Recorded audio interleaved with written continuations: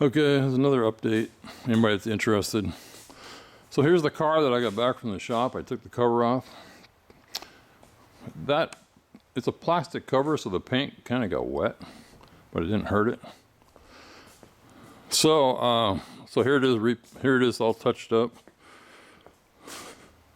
I see a couple defects. I don't know if you can see that. Look at that. So I don't remember seeing that when I picked it up. I'm wondering if moisture did that.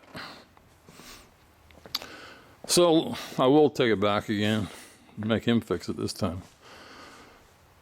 Yeah, I see some stuff right there in the mirror too. Little spots. I don't know if you can see it. But anyway, the temperature gauge. I came down here because the electricians were doing some work for me. I got new light. I got lights. They're putting a power panel up there. If you can see that. And eventually I'm going to turn this into a room with a balcony out there, outside access. But anyway, the temperature gauge. So here's the here's the wire that plugs into that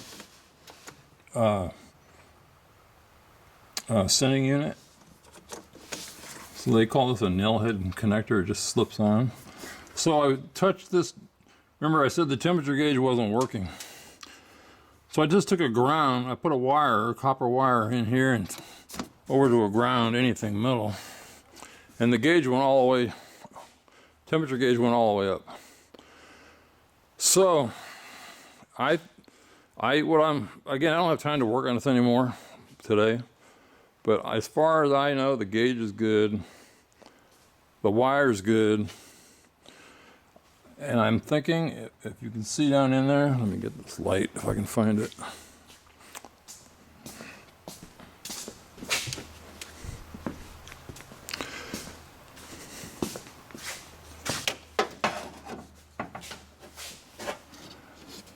So I got Teflon tape on her. I think, this is just a guess, I think that I put Teflon tape all the way down the threads and it's not being able to, as the temperature changes, it's not giving me a reading because it's, for this thing to work, it has to be able to be grounded. That's my guess. So that's where I'm at. I'll be getting on other things when I feel like it. The temperature is getting better.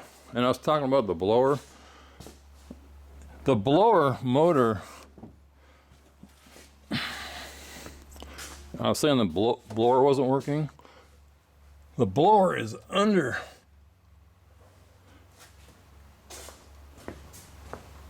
right here.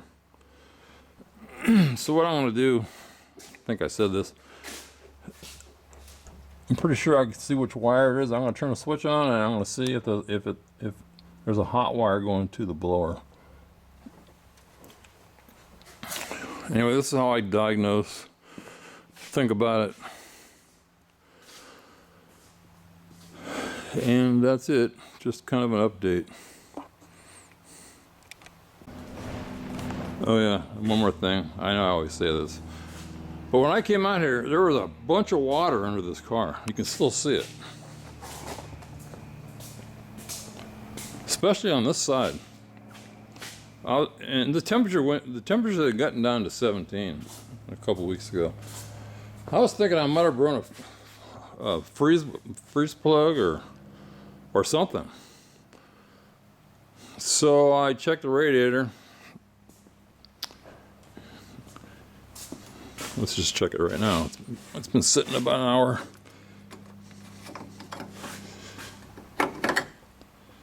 It's about an inch down. So anyway, I warmed up the car because it's been sitting through this big long cold period for like 3 months. No leaks at all. I started the car, I even put it up on a lift to see if it was leaking. 0 leaks. And the radiators, like I said, the fluid's pretty good in the radiator. So what I'm thinking, I must have a leak up here. I also noticed that the car was moist, the metal. This cover, which is plastic, or it's almost like paper. Again, I got it for dust. Apparently, condensate collects underneath it. So, I'm gonna have to look into that. But the weather's changing. But this paint just doesn't look right. What the heck? Did water get under the paint? I don't remember it looking like that. So anyway, again, this is a documentary for me too. But the weird thing is the paint over here is perfect. It's perfect here. It's perfect here. Why up here?